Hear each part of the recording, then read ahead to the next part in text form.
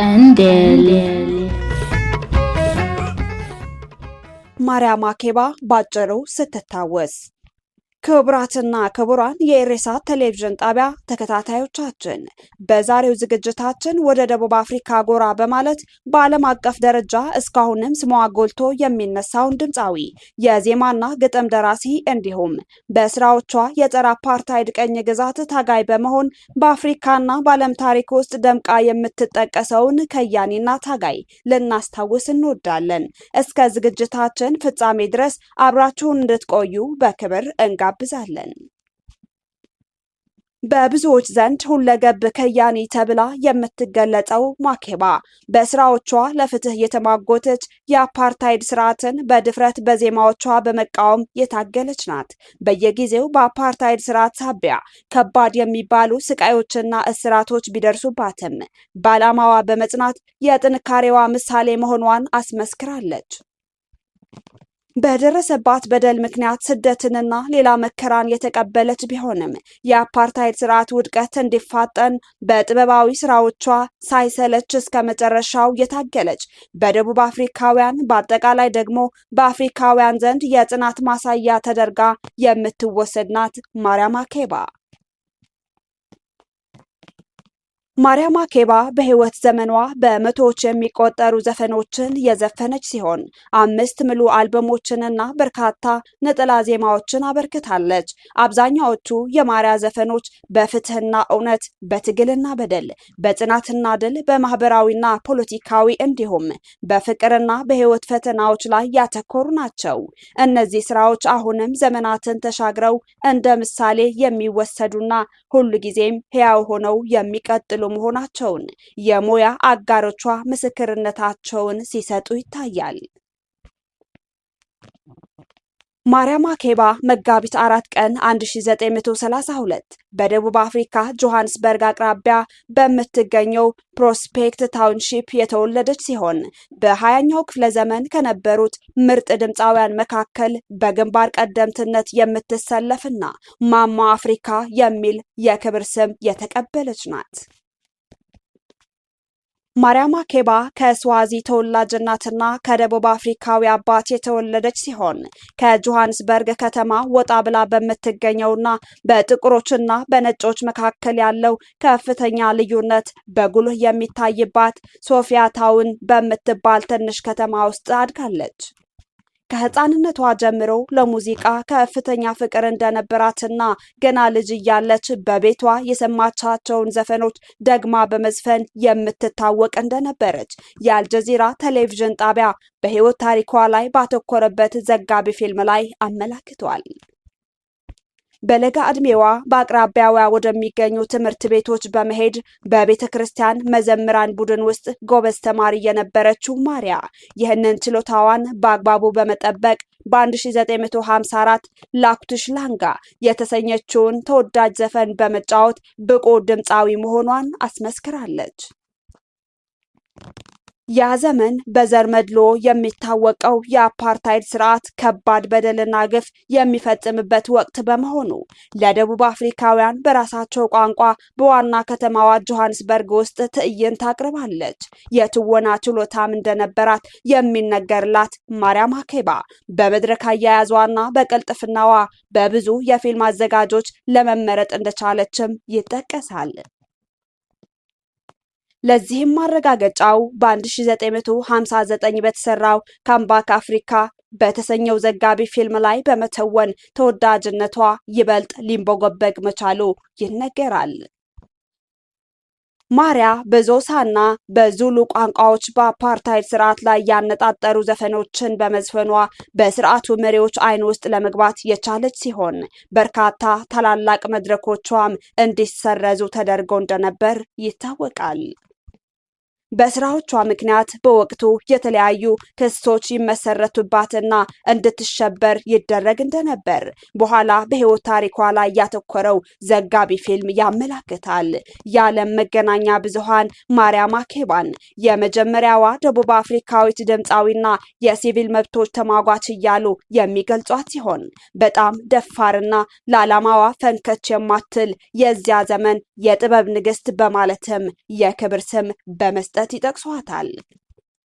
በዚያን ወቅት የነበሩ ዓለም አቀፍ መድረኮቿን በመጠቀም የአፓርታይድ ስርዓትን በከፍተኛ ሁኔታ ትታገልና ትተች የነበረችው ማኬባ በዘረኛው ስርዓት ላይ ያሰማችውን የዘፈነቻቸውን የማያቋርጡ ተቃውሞ ተከትሎ የዚያኑ ጊዜ የደቡብ አፍሪካ መንግስት ዜግነቷን ሰርዞ በአጠቃላይ 30 ዓመታት በስደት እንድትኖር አስገድዷታል።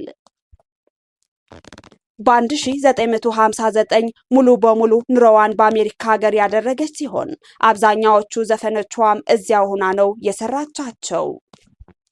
በዚያ ወቅት የእንግሊዝኛ ቋንቋን ጨምሮ በሀገሯ ቋንቋዎች ጥቁሮችን በባዕዳውያን ገዢዎች ላይ እንዲነሱ የሚያነሳሱ ዘፈኖችን የዘፈነች ሲሆን ዘፈኖቿ በጽሁፍ እንዲሰፍሩና በተስተካከለ ስቱዲዮ ውስጥ እንዲቀረጹ እድል ማግኘቷንም እሷ ራሷ በአንድ ወቅት በሰጠችው ቃለ መጠይቅ መረዳት ይቻላል።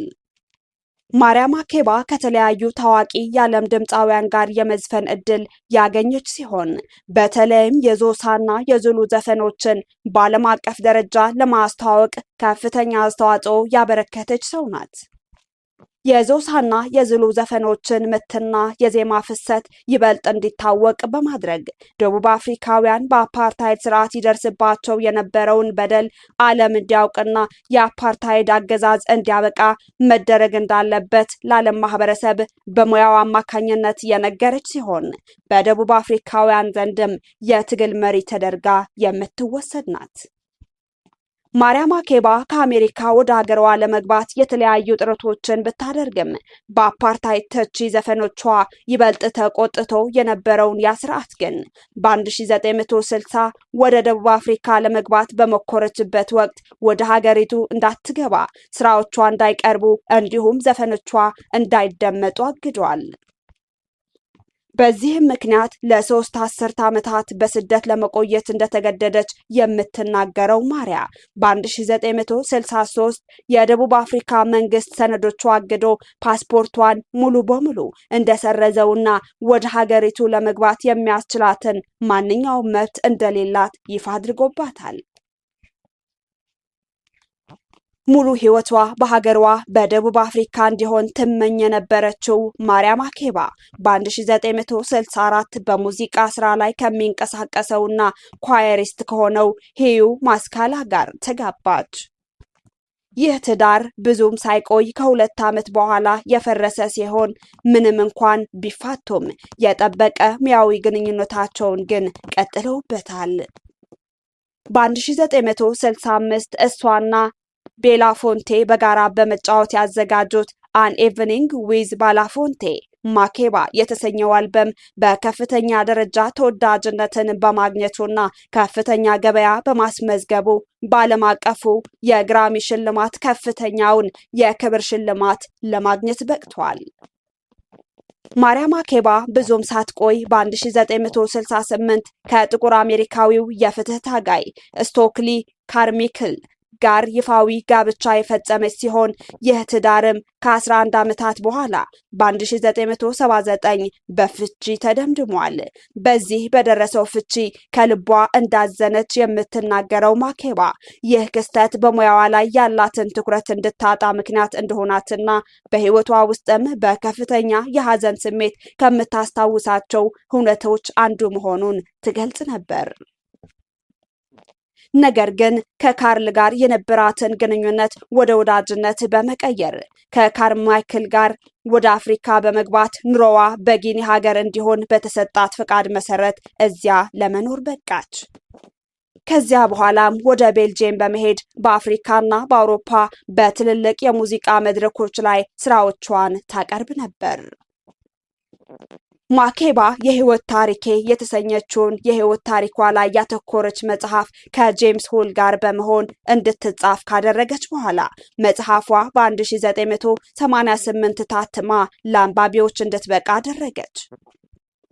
በ1991 ከስደት በኋላ ለመጀመሪያ ጊዜ ወደ ሀገሯ መመለስ የቻለች ሲሆን ይህ ሊሆን የቻለው ደግሞ የጸረ አፓርታይድ ታጋይ በመሆን የሚታወቀው ደቡብ አፍሪካዊው ኔልሰን ማንዴላ ከብዙ ዓመታት እስራት በኋላ ነፃ መውጣቱንና የአፓርታይድ ስርዓት መወገዱን ተከትሎ ነው።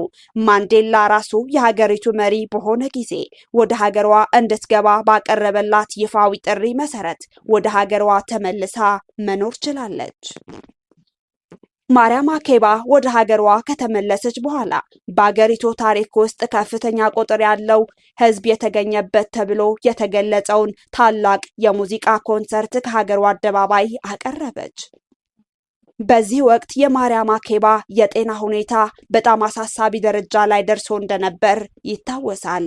ይሁን እንጂ ማኬባ ወደ ተለያዩ የሀገሪቱ ክፍሎች እየተዘዋወረች የሙዚቃ ስራዎቿን በማቅረብ ለነጻነቱ ከታገለችለትን ህዝቧ ጋር ትገናኝ ነበር። ይህን ሳላይ ብሞት ኑሮ ለኔ ድርብ ሞት ነበር፣ በማንነቴ ኩሩ ነኝ በማለት በመድረኮቿ ላይ ትናገር እንደነበር ሰነዶች ያስረዳሉ። ነገር ግን ብዙም ሳይቆይ ማሪያ ወደምትወዳት ሀገሯ በተመለሰች በጥቂት ወራት ውስጥ በህዳር 9 2008 በናፖሊ ጣሊያን አቅራቢያ በሚገኘው ካስቴል ቮልቶሮና በተካሄደ ትልቅ ኮንሰርት ላይ ስራዎቿን አቅርባ ስታበቃ በመድረክ ላይ ባጋጠማት የልብ ድካም ምክንያት ከዚህ ዓለም በሞት ተለየች። በዓለም አቀፍ ደረጃ ከሚታወቁት ዘፈኖቿ መካከል ፓታ ፓታ እና በዞሳ ቋንቋ ትዋኒ የምትባለውን በእንግሊዝኛ ክሊክ ሶንግ ተብላ የምትታወቀው ይገኙበታል። ሁለቱም ዘፈኖች በዓለም ዙሪያ በተለየ ሁኔታ የተወደዱና በዓለም ምርጥ ዜማዎች ሰንጠረዥ ውስጥ የሰፈሩ መሆናቸው ይታወቃል። ያለምንም መሰላቸት ለፍትህ የተማጎተችው በሙያዋ ለሀገሯ ነጻነት የታገለችውና ያ የጭቆና ስርዓት እንዲወገድ እድሜዋን ሙሉ የደከመችው ታጋይ አርቲስት ማሪያ በደቡብ አፍሪካውያን ዘንድ እጅግ የምትወደድና እንደ መለያቸው የምትቆጠር በመሆኗ የደቡብ አፍሪካ ብሔራዊ ጀግና የሚለውን የክብር ሽልማት ተቀብላለች። ማኬባ ከመቃብር በታች ብትሆንም እንኳ በዘፈኖቿ በደቡብ አፍሪካና በዓለም ሰማይ ስር ሕያውነቷን ያረጋገጠች ድንቅ አርቲስት እንደነበረች ማህደሮች ይመሰክራሉ። የተከበራችሁ ተከታታዮቻችን ለዛሬ ያዘጋጀንላችሁ ታሪክ በዚህ ተጠናቀዋል። ስለ መልካም ክትትላችሁ እያመሰገንን በቀጣይ በሌላ ታሪክ እስከምንገናኝ ድረስ ሰላም ሁኑ። ቀንዲያ